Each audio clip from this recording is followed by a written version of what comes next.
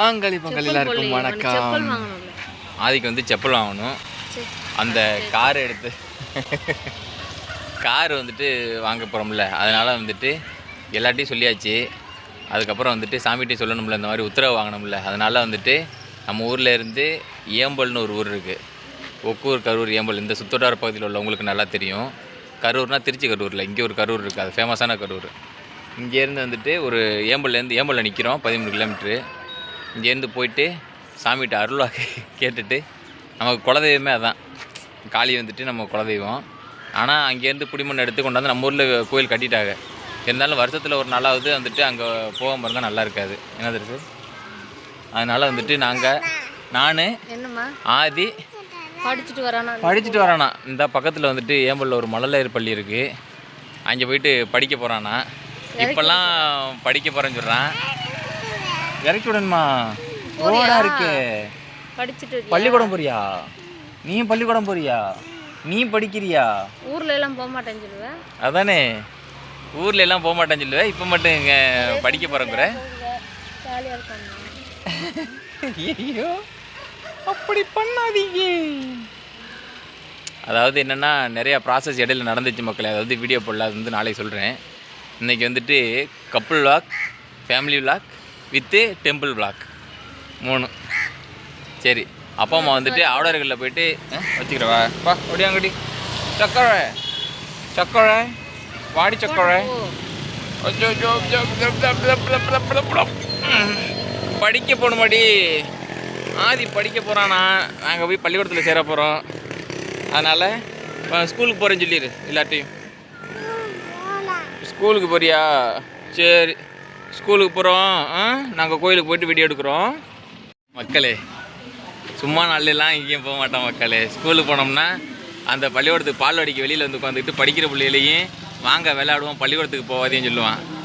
ஆனால் இன்றைக்கி பாருங்கள் பள்ளிக்கூடத்துக்கு போகிறேங்கிறான்.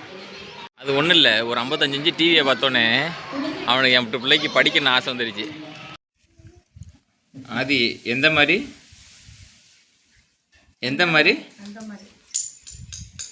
எப்படி சொன்னேன்? அப்படி உட்காராத, அப்படி சொல்லக்கூடாது. இங்கிலீஷில் சொல்லுமா, இங்கேயும் சொல்லு. நல்லா காலெல்லாம் நீட்டி கும்பிடணும், பையன் மாதிரி கும்பிடணும். நல்லா நீட்டி படுத்து கும்பிடு. ஃபஸ்ட்டு கும்பிட்டுட்டு சாமியை கும்பிட்டுட்டு நல்லா படுத்து கும்பிடு. பஜனை படுறான். படுத்து காலெல்லாம் நீட்டணும், காலெல்லாம் நீட்டி படுத்து கும்பிடணும். சாத்தி கிடக்க கோயிலேருந்து சாமி கும்பிட்றேன். இரு, கோயில் தரக்கட்டும். கொன்னுக்கு கையெல்லாம் அழுக்காயிருச்சோ. மன்னிக்கணும், கோயிலுக்கு வந்தாச்சு, சாமி கும்பிட்டாச்சு. அம்மா அப்பா வந்தாங்க. ஆமாம், இந்தாரு கோயில். பிள்ளைய கூட்டிகிட்டு போயிட்டாங்க. இப்போ வந்துட்டு எதுக்காக நாங்கள் நிற்கிறோம்னா, என்ன தெரியுங்க, மரத்துலேருந்துலாம் பறிக்கலை, கீழே கிடந்துச்சு, அதை தான் புறக்கிட்டு போகிறேன் வீட்டுக்கு. இங்கே பாருங்க, தெரியுதா எவ்வளோதுன்னு? எப்படியும் ஒரு 20 இருக்கும்லவாப்பா, எப்படியும் ஒரு 20 கூட இருக்கும். நல்லா இருக்கு. 2 பனை மரம், 2லேயுமே கட்டியிருக்கு. இந்த கோயிலுக்கு பக்கத்துலேயே இதுதான் குலதெய்வம் கோயிலுக்கு பக்கத்தில் இந்த ஊருக்கு 3 பேர்: இருநாகுடி, கோஞ்சனி, கொல்லங்குடி. நம்ம இப்போ சாமி கும்பிட்டுட்டு இருக்கோம்ல நம்ம ஊர் பக்கத்தில், அது வந்துட்டு இங்கேருந்து இந்த கோயிலேருந்து புடிமண் எடுத்து கொண்டாந்து வச்சு அங்கே கோயில் கட்டியிருக்காங்க. என்ன பஞ்சாயத்துனா, அப்பா பிறந்த ஊரில், அப்பாவோட அப்பா பிறந்த ஊரில் வந்துட்டு 2 காளி கோயில் இருக்குது. ஆனால் போக சொல்லிட்டேன். அவ்வளோ போக சொல்லிட்டேன். ஆமாம், இந்த கோயிலில் தான் புடிமண் எடுத்து அந்த 2 கோயிலை கட்டினது. ஆனால் அதனால் டேரெக்டாக வந்துட்டு இந்த கோயிலில் வந்துட்டு சாமி கும்பிட வந்துட்டோம். என் ஒய்ஃபு சொல்லிகிட்டு இருந்தா, ஏதோ ஒன்று மிஸ் ஆகிட்டே இருக்குது, நம்ம கார் வேறு எடுக்க போகிறோம், அதனால் இந்த கோயிலில் போய் சாமி கும்பிட்டுட்டு அதுக்கப்புறம் எதாக இருந்தாலும் ஆரம்பிக்க பார்த்துக்குவோம், எதாக இருந்தாலும் நான் கூட இருக்கேன் அப்படின்னு சொன்னான். கூட இருக்குன்னு சொல்லிட்டு ஒரு கூட மாதிரி ஒன்றுமோ எடுத்துகிட்டு வந்துட்டு இருக்கா. மக்களே, நேற்று எடுத்த வீடியோ நேற்றோட முடிஞ்சிச்சு மக்களே. இன்றைக்கி வந்து ஆத்தங்கரில் இருக்க மக்களே. கோயிலை எங்கே காமிக்க முடியல, கல்யாணம் பண்ணுறதுக்கு பொண்ணும் பார்க்க முடியல, அது வேற கதை மக்களே. அதை அடுத்த வீடியோவில் சொல்கிறேன். இப்போ என்ன சம்பவம்னா, என்ன செயல்பாடுகள்னா, இருங்க ஒரு நிமிஷம். இந்த வீடியோ போர்ட்ரேட்டில் இருக்க மாதிரியே எனக்கு ஒரு ஃபீலிங் ஆகுது. அதாவது என்ன நடந்துச்சுன்னா, அதோட அந்த ஃபஸ்ட் வீடியோ போட்டிருந்தேன்ல, இது வந்து பார்ட் 2 வீடியோ தானே. என்ன கதைன்னா, அதில் வந்துட்டு அது என்ன சர்டிஃபிகேட் தரிசி கேட்டிருந்தாங்க, ரூரல் ஏரியா சர்டிஃபிகேட் கேட்டிருந்தாங்க. ரூரல் ஏரியா இல்லை, அது வாங்கியாச்சு. அதுக்கு இந்த இது கேட்டிருந்தாங்கல்ல, சாதி சான்றிதழுக்கு இங்கிலீஷில் என்ன, சாதி சான்றிதழுக்கு வந்துட்டு இன்கம் சர்டிஃபிகேட்டா, கம்யூனிட்டி சர்டிஃபிகேட் கேட்டிருந்தாங்க மக்களே. என்ன நடந்துச்சுன்னு கேளுங்க. அதோட அடுத்த ஒரு யூடியூப் வீடியோ. கீழே இறங்குறியா? சுச்சோ இருறா. அதாவது என்ன நினச்சேன்னா மக்களே, ஒரு வீடியோ ஒன்று பார்த்தேன். அதாவது நான் நினச்சது என்னென்னா, டேரெக்டாக போவோம், பரவாயில்ல ஃபைனான்ஸ்லேயே போட்டு எடுத்துருவோம்னு நினச்சேன். ஆனால் வந்துட்டு அந்த மாதிரி எடுக்காமல் ட்ரை பண்ணோம்னா ஈஸியாக பேங்கில் லோன் கிடச்சிருமா. இதே வந்துட்டு ஃபைனான்ஸ்னால் 14.5%, பேங்குன்னா 9.5%. அது நிறையா வாட்டி சொல்லிட்டேன் போல இருக்குது. இப்போ என்ன சொல்கிறாங்கன்னா,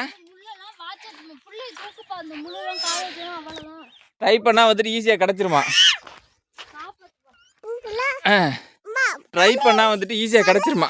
ஏன்ப்பா, அது ட்ரை பண்ணால் பேங்க் லோனில் வந்து உங்களுக்கு டார்கெட் இருக்குமா, அது வந்து ஈஸியாக நமக்கு லோனு கிடச்சிருமா. அப்போ நமக்கு 9.5% தான் இது போடுவாங்களாம், அந்த இஎம்ஐ பர்சன்டேஜ். அதனால் வந்துட்டு நமக்கு வட்டி, அதனால் அது நமக்கு நல்ல லாபம் அப்படின்னு சொல்லி சொன்னாங்கப்பா. எனக்கு அதான் சரின்னு பட்டுச்சுப்பா. அதோட என்ன பண்ணிட்டேன், என்ன வேணாலும் சரி, கையில் காசு இல்லைனாலும் சரி, 3 லட்சம் மானியம் யார் தர்றா, அட ஒரு 2 லட்சத்தை வைங்க, நம்ம ஒரு மாதம் கஷ்டப்பட்டோம்னா அடுத்து ஈஸியாக கிடச்சிருமேன்னு சொல்லிவிட்டு நானும் ட்ரை பண்ண ஆரம்பிச்சிட்டேன். ஒரு காலத்தில் நான் சின்ன பிள்ளையா 12ஆவது படிக்கும்போது ஒரு சாதி சான்றிதழ், வருமான சான்றிதழ், இருப்பிட சான்றிதழ் வாங்கணும்னா ஊராக அலையணும். தவியை பார்க்க போனால் வந்து நேரத்துக்கு டயத்துக்கு இருக்க மாட்டாங்க அப்படின்லாம் இருந்துச்சு. இப்போ தாலுகா ஆஃபீஸ் போனோம்னா ஆதார் கார்டு, என்னென்ன கார்டு வாங்கினாங்க, ஒரு ஃபோட்டோ வாங்குறாங்க, சர்டிஃபிகேட்டில் ஃபோட்டோவோட வந்துடுது மக்களே. ஆமாம், ஃபோட்டோவோட வந்துடுதுப்பா. அது ரொம்ப ஈஸியாக போயிடுது வேலை. அருண்குமார் ஆக என்ன கதைன்னு தெரியலையே. போச்சே, வந்தால் தானே தெரியும். சோழி முடிஞ்சுப்போ. ஆதார் கார்டை பார்த்தா என்ட்ரி பண்ணாப்புல அவர். இந்த ரூரல் ஏரியா மக்களே 3 அப்ளை பண்ணியாச்சு, ரொம்ப ஈஸியாக வேலை முடிஞ்சு. தாலுகா ஆஃபீஸ் போனோன்னே நாங்கள் போன நேரத்துக்கு போர்ட்டல் ஓப்பன் ஆகலை. 5:30க்கெலாம் உங்களுக்கு டியூட்டி டைம் முடிஞ்சிச்சு. ஆனாலும் வந்துட்டு ஒரு 10 நிமிஷம் கம்மி நேரம் வெயிட் பண்ணாங்க, அப்பவும் வரல. ரூரல் ஏரியா சர்டிஃபிகேட் எங்கே வாங்குறதுன்னு கேட்டோம். அந்த சர்டிஃபிகேட் வேணும். அந்த ரூரல் ஏரியா சர்டிஃபிகேட் பார்த்தீங்கன்னா பிஏ ஓட்ட தான் வாங்கணும்னு சொல்ல தெரியாமல் தாலுகா ஆஃபீஸில் உள்ளவர் என்ன சொல்லிட்டாருன்னா, நீங்கள் போய்ட்டு யூனியன் ஆஃபீஸில் பாருங்கள் அப்படின்னு சொல்லிட்டாரு. நாங்கள் விஓவை பார்க்கறதுக்கு போது யூனியன் ஆஃபீஸ் போனோன்னே அங்கே எங்கள் ஒரு கிளர்க் இருந்தாரா, அவர்கிட்ட போய் கட்டோன்னா அவர் பக்கம்னு முழிக்கிறாரு. ஏதோ வந்தாலும் தாலுகா ஆஃபீஸ் வேலை தான்ப்பா, நீங்கள் அங்கேயே போய் வாங்கிருங்க அப்படின்னு சொல்லி சொன்னார். சரி, குழந்தைகிட்டு வந்தது அவ, ஆனால் இலைக்கிறது எனக்கு. புள்ளைத்திட்டு இருந்தில்ல என்ன வெயிலில் 1 மணிக்கு தண்ணி தேவிக்குதான். நம்ம அதை கொடுத்துட்டு நம்ம அப்புறம் பேசுவோம். எதுக்கு வந்திருக்கோம்னா, வீட்டில் வந்துட்டு மாமா வந்துட்டு என்ன பண்ணாங்க, நெல் போட்டாங்க. அந்த நெல் போட்ட இடத்தெல்லாம் க்ளீன் பண்ணிவிட்டு மீதி இருந்த 6 மூடை மேலே அந்த மீதி இருந்த சாக்கெல்லாம் தூக்கி வச்சுட்டு, அதுக்கப்புறம் இந்த ரூமு போயிட்டு, இந்த ரூமில் இந்த மூலையிலெல்லாம் பார்த்தீங்கன்னா எங்கது ஒரே இடத்துலலாம் ஒரே எலி. இந்த இடத்துலலாம் அதெல்லாம் க்ளீன் பண்ணிவிட்டு அந்த கட்டையெல்லாம் அடுக்கி ஒதுங்க வச்சுட்டு அதெல்லாத்தையும் இந்த பின்னாடி உள்ள பரணி மேலே ஏற்றணும். சரி, அது நமக்கு அது நமக்கு தேவையில்லை. நம்ம என்ன பண்ணோம்னா தாலுகா ஆஃபீஸ் போய்ட்டு அதை எடுத்தாச்சு. ரூரல் ஏரியா சர்டிஃபிகேட்னு சொல்லிவிட்டு எங்கள் விஓட்ட ஃபோன் அடித்து கேட்டதுக்கு அவரா அப்படி ஒன்றும் நான் கொடுத்ததா மாதிரி எனக்கு ஒன்றும் தெரியலையே அப்படின்ட்டாரு.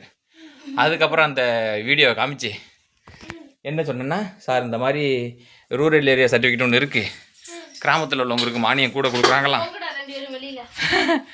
அதை தாங்க அப்படின்னு சொல்லவும், அதுக்கப்புறம் பிரிண்ட் அவுட்டு போய் ப்ரௌசிங் சென்டரில் எடுத்துகிட்டு வச்சுனார்.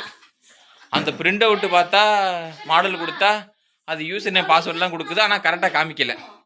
அதோட என்ன பண்ணியாச்சு, அந்த ஷார்ட்ஸ் ஒன்று யூடியூப்பில் பார்த்தேன் பற்றிலா, அவங்க அதில் தான் வந்துட்டு அந்த ரூரல் ஏரியா சர்டிஃபிகேட் ஒன்று இருக்குது, அதை வாங்கி கொடுத்தா மானியம் கொடுப்போம்னு சொன்னாங்கல்ல, அந்த இதுலேயே டிஸ்கிரிப்ஷனில் பார்த்தேன் அந்த லிங்க் இருந்துச்சு.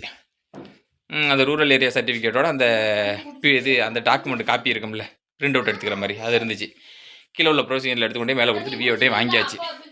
இப்போ எதுக்காக வெயிட்டிங்கில் இருக்கேன்னா, இந்த சாதி சான்று வருமான சான்று இருப்பிட சான்றிதழ் 3 வாங்கிக்கிட்டு ரூரல் ஏரியா சர்டிஃபிகேட் கையில் இருக்க அதையும் எடுத்துக்கிட்டு பாக்கி ஆதார் கார்டு பேன் கார்டு இதெல்லாம் எல்லாம் கையில் வச்சுக்கிட்டு நேராக வந்துட்டு எங்கே போகணும்னா அந்த மாவட்ட தொழில் மையத்துக்கு போயிட்டு அப்ளை பண்ணணும். அப்ளை பண்ணுறதுக்கு முன்னாடி அவர்கிட்ட கேட்கணும், ப்ராஜெக்ட் ரிப்போர்ட்டும் வேணுமா இல்லை கார் எடுக்கிறதுக்கு வந்துட்டு கொட்டேஷன் மட்டும் போதுமா அப்படின்னு கேட்கணும். கேட்டுட்டு அதுக்கப்புறம் அந்த ஷோரூமில் போயிட்டு இல்லை ப்ரொவிஷன் சென்டர் போயிட்டோ அதுக்கு அந்த ப்ராஜெக்ட் ரிப்போர்ட் எப்படி ரெடி பண்ணுறதுன்னு நம்ம பார்த்து அதையும் எடுத்துக்கிட்டு ஒரு வழியாக போய் அப்ளை பண்ணிடலான்னு இருக்கேன். கிட்டத்தட்ட ஒரு 50% வேலை முடிஞ்சு, 3/4 வேலை முடிஞ்ச மாதிரி தான். பிள்ளைய கூட்டிகிட்டு வெளில போச்சுட்றா.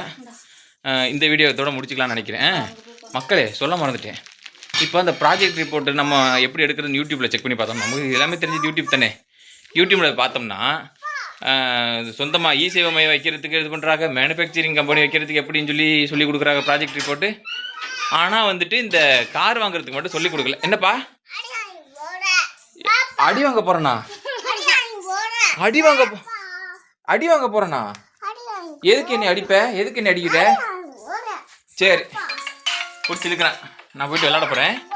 பார்ட் 3ல் சந்திப்போம். ஆனால் கார் வாங்குறது விடுறதா இல்லை.